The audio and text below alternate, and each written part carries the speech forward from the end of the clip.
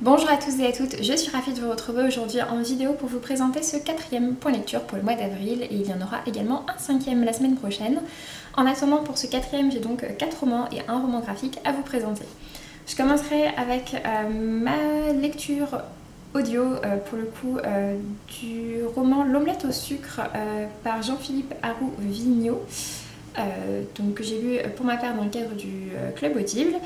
Je vous parlerai ensuite de ma lecture de Smoke par Dan Villetta, publiée aux éditions du Livre de Poche. Après ça, je vous parlerai de ma lecture du Tatoueur d'Auschwitz par Heather Morris aux éditions France Loisirs. Puis je vous parlerai de ma lecture de La fille qui tressait les nuages par Céline Chevet aux éditions du Chat Noir. Et je terminerai avec ma lecture de La fille dans l'écran par Manon Desvaux et Lou Luby.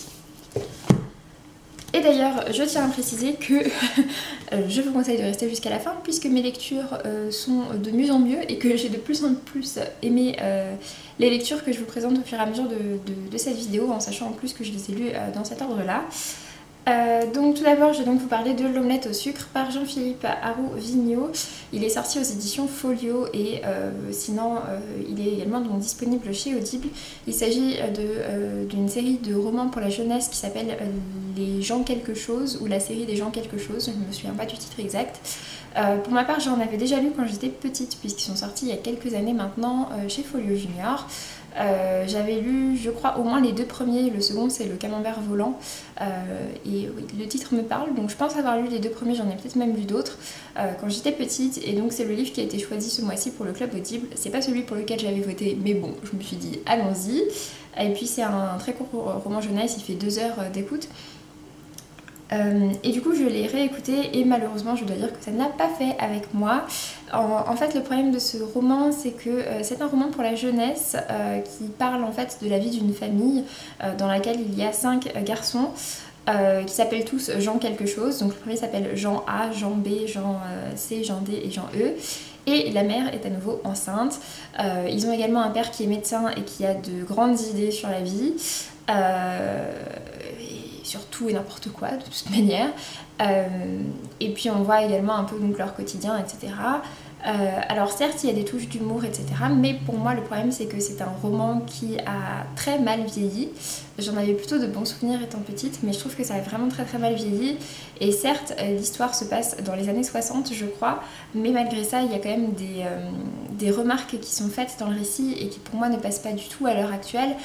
Il y a des remarques qui sont vraiment, enfin, voilà, vraiment datées, qui font vraiment des remarques d'une autre époque et qui m'ont moi fait tiquer pas mal de fois à l'heure de ma lecture. Et même si je me dis que c'est dans l'époque et qu'il faut le lire avec l'époque à laquelle ça se passe, dans les années 60, etc. Et bien non, ça ne passe pas. Malheureusement par rapport à ce qui se fait maintenant, je pense, en jeunesse, et peut-être même par rapport à ce qui se faisait aussi à l'époque en jeunesse, en fait. Voilà, ce sont des conceptions d'une autre époque qui sont un peu datées pour moi et qui du coup ne passent plus. Ouais.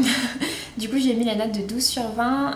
Je sais que c'est un grand classique de la jeunesse. Les autres personnes du club Audible ont globalement beaucoup apprécié. Je pense que je suis une des seules d'ailleurs à ne pas avoir aimé. Mais voilà, c'est vrai qu'avec moi ça n'a pas fait et j'ai mis la note de 12 sur 20. Ensuite, j'ai donc lu Smoke par Dan Villetta aux éditions du Livre de Poche. Ce roman est une bonne bricasse de 760 pages qui m'avait été envoyée par le Livre de Poche, je crois, en janvier. Donc ça faisait quelques mois qu'il traînait chez moi.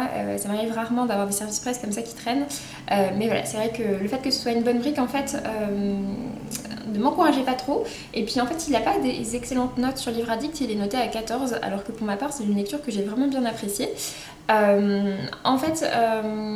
Le truc aussi c'est que bon, voilà, j'avais un petit peu plus de temps ces derniers jours et je me suis dit que voilà, c'était l'occasion de le sortir. Pour ce qui est de l'histoire, en fait on suit l'histoire de Thomas et Charlie qui ont tous les deux 16 ans, qui se rencontrent dans un internat et cet internat est un petit peu sous la gouverne d'un autre jeune adolescent qui fait un petit peu sa loi, qui s'appelle Julius, qui est particulièrement méchant, on peut dire ça comme ça. Sauf qu'en fait ce monde a la particularité d'être complètement à la merci en quelque sorte de la fumée. Et on nous explique qu'en fait la fumée c'est l'expression de toutes les choses négatives des hommes et qu'à chaque fois qu'il y a quelque chose de négatif en eux, eh bien ils fument et cette fumée noire en fait imprègne complètement la ville, notamment Londres, puisque le roman se passe en Angleterre, voilà, Londres c'est la ville de la fumée par excellence, c'est la ville dans laquelle il y a tout le péché, etc. Tout est également recouvert de suie. Donc on est dans cet univers quand même très sombre et Thomas particulièrement est un personnage assez sombre alors que Charlie est plutôt un personnage empreint de bonté et ils vont faire donc pas mal de rencontres. La première partie se passe donc dans l'internat mais ensuite ils vont pas mal se balader et notamment rencontrer plusieurs personnes qui s'intéressent à la fumée, qui essayent soit de la contrôler, soit de l'arrêter, de revenir au monde d'avant puisqu'on comprend qu'il y avait un monde d'avant la fumée, en tout cas voilà, qui font des recherches par rapport à tout ça. Et donc Thomas, Charlie et les autres personnages qu'ils vont rencontrer se baladent dans cet univers. C'est un univers que j'ai vraiment bien aimé, j'ai trouvé ça intéressant, j'ai trouvé ça original et plutôt bien développé, tout le concept voilà, des péchés qui s'expriment par la fumée. Après je dois dire que bon, comme je m'y attendais, ça reste un roman de 760 pages et il y avait bien entendu quelques longueurs dedans, il y avait moyen de faire quelques coupes quand même.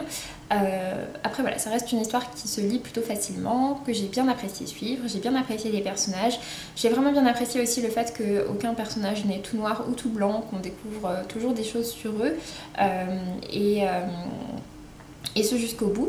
Après par contre je dois dire que la fin en elle-même n'est pas forcément celle... Enfin je savais pas trop comment ça allait se finir, j'avais pas de plan, mais en tout cas j'aurais pas pensé à ça. Et je trouve que, enfin voilà, je suis pas 100% satisfaite par cette fin, je la trouve peut-être pas assez complète en quelque sorte et peut-être un peu trop brouillonne. Mais sinon ça reste une bonne lecture que j'ai bien appréciée, donc voilà, pourquoi pas découvrir cette histoire à votre tour si ça vous tente. Pour ma part j'ai mis la note de 16/20. Ensuite, j'ai donc lu Le Tatoueur d'Auschwitz par Heather Morris. C'est un roman que j'ai reçu de la part de France Loisirs. Il était sorti initialement chez City et c'est un roman qui est traduit de l'anglais d'Australie. En fait, Heather Morris a fait la rencontre je crois de l'homme qui s'appelle Lael et Lael en fait a été déporté quand il était jeune. Il a été déporté en camp de concentration à Auschwitz plus particulièrement et il est devenu le tatoueur d'Auschwitz, sachant que donc il était juif. Et lorsqu'il était le tatoueur d'Auschwitz, il a fait la rencontre d'une jeune femme qui s'appelait Gita et qui était juive également, et entre eux est née une très belle histoire d'amour, une histoire d'amour finalement très simple.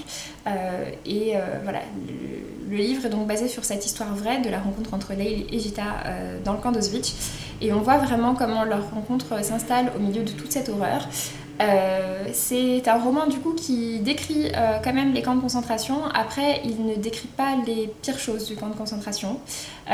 Si vous êtes vraiment sensible par rapport à ça, bon, ça dépend de votre niveau de sensibilité. On va dire que si vous êtes extrêmement sensible, ce sera peut-être déjà trop. Après, si vous êtes un peu sensible, que vous n'avez pas envie de voir des choses extrêmement décrites ou quoi, mais que ça vous intéresse quand même de lire des livres sur le sujet, pourquoi pas tenter avec celui-ci. On n'est pas dans les descriptions les plus graphiques ou quoi que ce soit, pas du tout. Enfin, il y a quand même cette histoire d'amour qui est au centre et de manière générale, l'histoire de Lael et de sa manière de voir les choses, c'est un personnage qui depuis le début se dit que de toute façon il va s'en sortir et voilà, et qu'il va y arriver. Donc il a vraiment une conception de la vie qui est assez positive quand même, hein. Voilà. En tout cas c'est une histoire que j'ai bien appréciée. Si vous cherchez des histoires vraies, et bien voilà, allez-y. Après pour ma part, par rapport à tout ce que j'ai pu lire sur la Seconde Guerre mondiale, ce n'est vraiment pas le récit qui m'a le plus marqué, mais ça reste une bonne lecture. J'ai mis la note de 16/20 et je dois dire que j'ai quand même été assez impressionnée de voir cette histoire grandir dans une telle horreur, surtout par rapport à tout ce qu'on en sait. À la limite plus que par rapport à tout ce qui est décrit, même s'il y a des choses très sombres qui sont décrites. Enfin voilà, du coup je lui ai mis la note de 16/20 également et je vous recommande la découverte si ça vous intéresse. Ensuite, on va passer donc aux deux très bonnes lectures. La première des deux, il s'agit de La fille qui tressait les nuages par Céline Chevet aux éditions du Chat Noir. C'est un livre que j'ai lu en lecture commune avec Mélina qui est sur la chaîne YouTube Palindrome. Je vous mettrai tous les liens en barre d'infos. et on l'a lu puisqu'en fait il fait partie des 5 finalistes pour le PLIB, on est toutes les deux jurées, donc voilà, il fallait qu'on le lise. Pour ma part c'était le dernier qui me restait à lire et je dois vous dire que je ne sais toujours pas pour quel livre je vais voter. J'ai jusqu'à septembre pour me décider, mais j'ai lu les 5. Et donc pour ce qui est de La fille qui tressait les nuages, c'est un roman dont j'avais beaucoup entendu parler. On m'a surtout beaucoup dit ne te fie pas à cette couverture toute rose, ce n'est pas du tout une histoire mignonne, et ça c'est 100% vrai. Donc voilà, à ne pas mettre entre toutes les mains, ça c'est sûr et certain. C'est un roman quand même dans lequel on parle de beaucoup de choses assez sombres. Donc voilà, je tiens à préciser. Pour ce qui est de l'histoire, c'est pas un récit très facile à résumer, je veux pas vous en dire trop. En gros, on va faire la rencontre de Julian, qui est un jeune adolescent. Et Julian a son meilleur ami qui s'appelle Suichiro et également d'autres personnages qui gravitent autour. Et en fait, Julian est sorti pendant quelques années avec la petite sœur de Suichiro, mais celle-ci est décédée et Julian n'arrive pas à faire son deuil. Et surtout, il comprend qu'il y a quelque chose autour de la mort de la petite sœur qu'il ne sait pas, qu'il y a des choses qui sont passées sous silence. Et qu'il aimerait bien comprendre pourquoi. Et ça va rejoindre toute une histoire de légende, de légendes et de plein de choses. C'est une histoire qui a su nous surprendre toutes les deux avec Mélina jusqu'au bout. Je pense qu'on a toutes les deux beaucoup aimé l'histoire. Après, je vais pas spoiler, mais c'est vrai qu'il y a une sorte d'explication à la fin. Et qu'elle a un peu l'air d'arriver comme ça d'un coup, on nous donne pas du tout d'éléments par rapport à ça avant, et du coup voilà, c'est vrai qu'elle a un peu l'air d'être parachutée comme ça d'un coup, mais sinon c'est vraiment une très bonne histoire, c'est très bien écrit. Après, donc comme je disais, c'est pas à mettre entre toutes les mains, il y a des scènes qui sont violentes, pas mal. Il y a également un vocabulaire assez cru de manière régulière. On n'est pas sur une histoire très joyeuse, loin de là. Mais ouais, j'ai trouvé ça très intéressant, il est très intéressant notamment sur tout ce qui est des thèmes de la culpabilité, des secrets, tout ça c'était vraiment très bien joué, c'est un récit donc, que j'ai beaucoup aimé. Et je lui ai mis la note de 18 sur 20, donc si ça vous intéresse, je vous recommande vivement. Je regarde un petit peu le résumé, bon ça va, il en dit pas trop. Mais en tout cas, je vous recommande. Et donc pour terminer, je vais donc vous parler d'un roman graphique. Il s'agit de La fille dans l'écran par Manon Desvaux et Lou Luby aux éditions Marabule. C'est un récit que j'ai vu passer quelques fois, notamment sur la chaîne ou le compte Instagram, je ne sais plus, de Cordélia, qui parle beaucoup de littérature LGBT. Et en plus, vu qu'il y a le Rainbow Challenge qui se finit là à la fin du mois d'avril, j'avais très envie de le découvrir à cette occasion.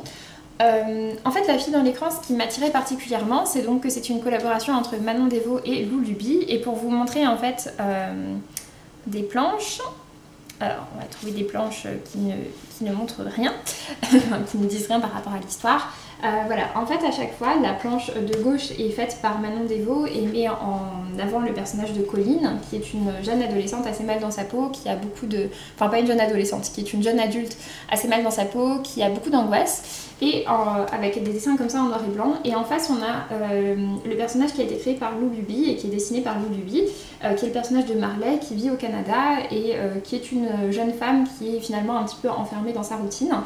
Et donc du coup ces deux jeunes femmes vont se rencontrer par internet et on va voir comment leur relation évolue. Ce que j'ai beaucoup aimé, c'est que donc au départ on a chaque dessinatrice qui a son côté de l'image, et puis finalement après quand elles vont se rencontrer, comme c'est le cas ici, et bien on voit que chacune s'invite un petit peu dans les pages de l'autre et qu'il y a une sorte de mélange des styles qui se fait petit à petit, et j'ai trouvé ça très chouette. Donc voilà, c'est une histoire que j'ai trouvée très touchante, qui m'a fait verser une petite larme, je crois, à un moment. Mais en tout cas, j'ai beaucoup aimé l'histoire, et j'aime surtout, c'est vrai, beaucoup le concept de ces deux dessinatrices avec chacune leur personnage qui finalement se rejoignent pour mélanger également les styles de dessin. J'ai trouvé ça vraiment très bien vu et original. Donc voilà, je vous recommande la découverte. J'ai mis la note de 18 sur 20. Je connaissais pas du tout le travail de Manon Desvaux, par contre j'avais déjà lu Goupil les faces de Lou Luby, que j'avais beaucoup aimé aussi, qui parle de la bipolarité. Donc voilà, c'était très intéressant aussi. Et du coup, je vous recommande très grandement ce récit. Comme je disais, je lui ai mis la note de 18/20, donc ça a vraiment été une très bonne lecture. Sur ce, j'en ai donc fini avec ce point lecture, j'espère que ça vous aura plu. Pour ma part, je vous laisse et je vous dis donc à très bientôt pour une petite pile à lire du mois de la fantaisie et une petite annonce également. Donc voilà, sur ce, je vous laisse et je vous dis à très bientôt. Salut!